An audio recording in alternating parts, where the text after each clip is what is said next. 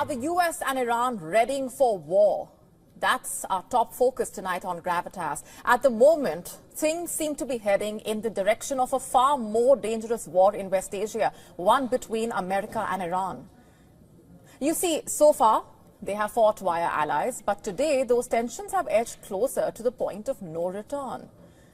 After US President Donald Trump's explosive remarks where he vowed bombing if Tehran refuses to accept a new nuclear deal, Iran has reportedly called for preemptive strike on a remote US military base in the Indian Ocean. The Diego Garcia military base. You heard that right. According to the British daily, the Telegraph, Iranian military commanders are facing calls for preemptive strike on the Chagos Island base before US President Donald Trump uses it to attack the Islamic Republic. What's the trigger, you ask? America's deployment of B-2 Spirit jets there, aptly called ghosts in the sky. The B-2 bombers basically are capable of slipping past even the most advanced air defenses. And according to the latest satellite imagery, at least 3 B-2 Spirit jets arrived at the strategic outpost last week. Remember, the Diego Garcia base serves as a key launchpad for U.S. UK operations, especially in West Asia.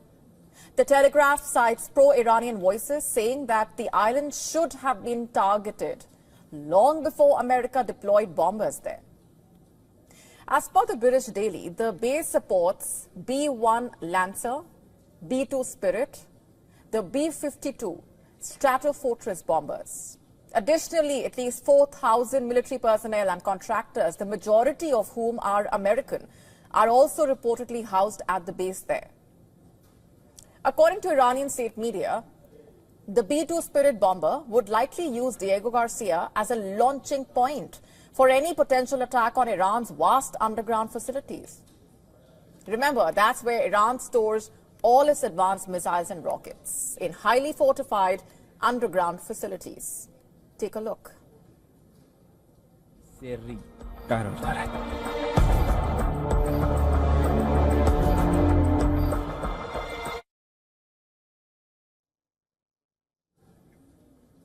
But you see, experts say that unlike other conventional weapons, the American B-2 bombers are capable of striking underground compounds.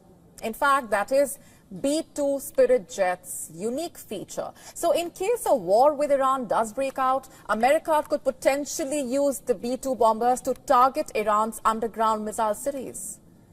And with these now stationed in Diego Garcia, Iran sees a direct threat. Because that's not all.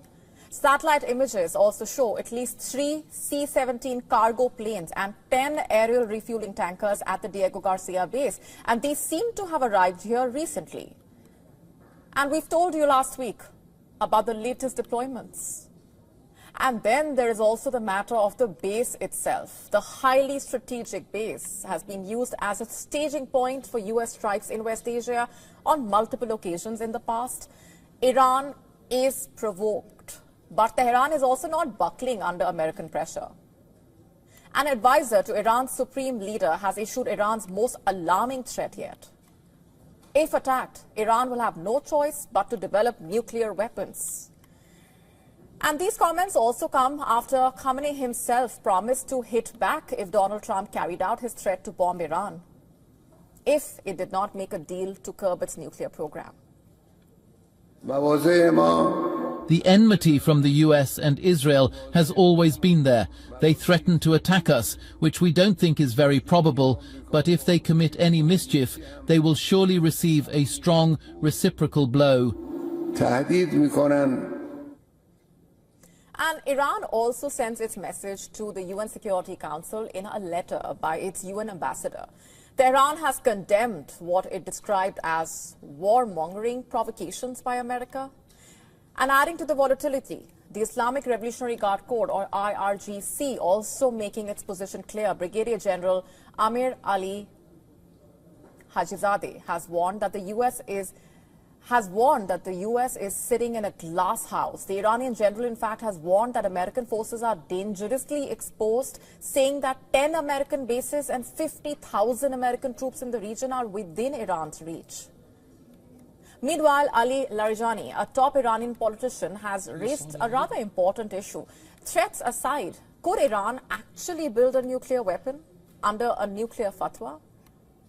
Larijani says Iran could rethink it if the United States or Israel attacks Iran. And as far as Tehran is concerned, the ball really is in America's court. So suffice to say, tensions between Iran and the US are at an all-time high, and they have escalated since Trump has returned to the White House. Since taking office in January, Trump has reinstated what has been described as a maximum pressure policy. During his first term, that meant US withdrawing from the landmark agreement on Iran's nuclear program and reimposing sanctions on Tehran. In his second term, it is edging towards an all-out war, it seems. How close is war? It's hard to say, but things have definitely moved beyond just verbal threats. But could a war actually break out? Would Iran actually strike first?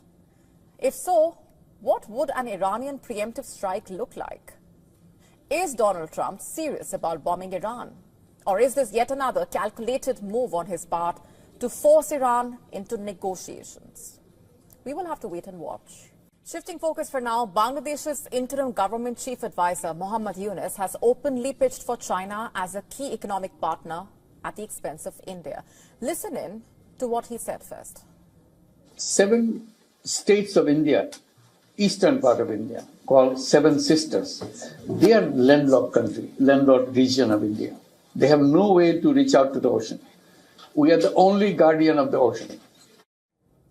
His remarks, made during a 4-day visit to China last week, were shared by his government on social media.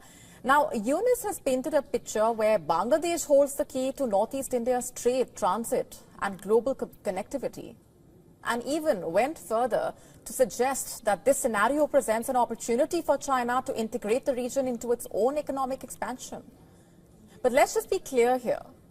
This is not just economic posturing by Yunus. India has long recognized the strategic challenge posed by the narrow Chicken's Neck corridor, the thin strip of land connecting Northeast India to the rest of the country, and that is why New Delhi has worked with past Bangladeshi governments, including that of former Prime Minister Sheikh Hasina, to strengthen transit agreements and regional cooperation. But now Yunus appears to be doing the opposite, or at least trying to, signaling a pivot towards Beijing. And his remarks, by the way, have sparked sharp reactions in India. In a post on the platform X, Assam's chief minister slammed Yunus's statement as offensive and unacceptable, further stating that strengthening road and rail networks in the Chicken's Neck region needs to be a top priority, adding that India must also explore alternate routes to ensure that its northeastern states remain firmly connected to the mainland without over-reliance on external territories. During his meeting with the Chinese President Xi Jinping last Friday, Yunus sought increased Chinese investment to prop up Bangladesh's struggling economy.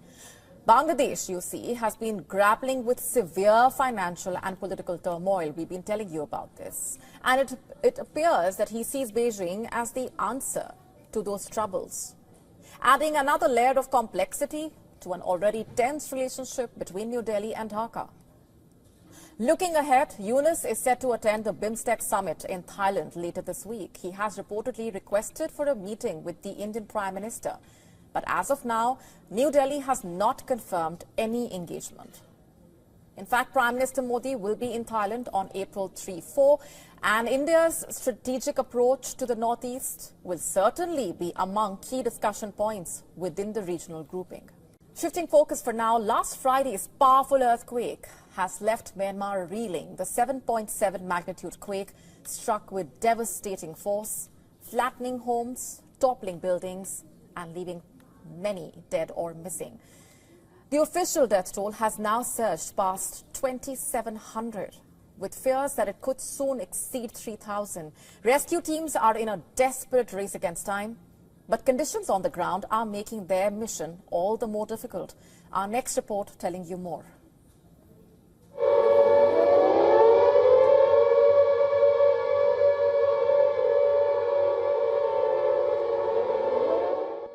A minute's silence at the exact moment the earthquake struck, marking a tribute to those who lost their lives Myanmar is in mourning.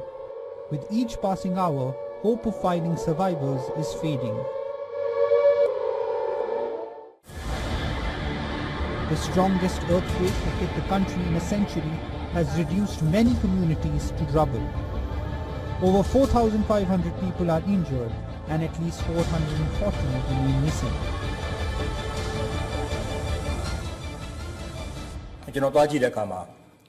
The latest collapsed apartment building showed she and her sister clinging on to their injured grandmother, their voices calling out for help from beneath the wreckage. They were rescued, but countless others remained buried under concrete and steel. A rare moment in the country's capital offered a glimmer of hope. A 63-year-old woman was pulled alive from the rubble. Amid the devastation, the world has stepped in to help. India launched Operation Brahma to assist Myanmar's rescue and relief efforts. Personnel from India's National Disaster Response Force are on the ground, searching for survivors. Meanwhile, the Indian Army has set up a fully functional field hospital in Mandalay, offering critical care to the injured. Deployed with the help of 2 Indian Air Force C-17 aircraft, this hospital provides much-needed medical relief with 200 beds and surgical capabilities. Local hospitals continue to be overwhelmed, with many of the injured awaiting treatment. Aid groups and the United Nations warn of an impending humanitarian disaster. With hunger and diseases looming large over the already devastated communities, even before this disaster, Myanmar's ongoing civil war and poor infrastructure made it one of the toughest places in the world for humanitarian efforts. And amidst all this, the junta continues airstrikes across the country, further deepening the crisis. The road to recovery will be long, but for now, the immediate battle is to save as many lives as possible before time runs out. Bureau Report, WION, World is One.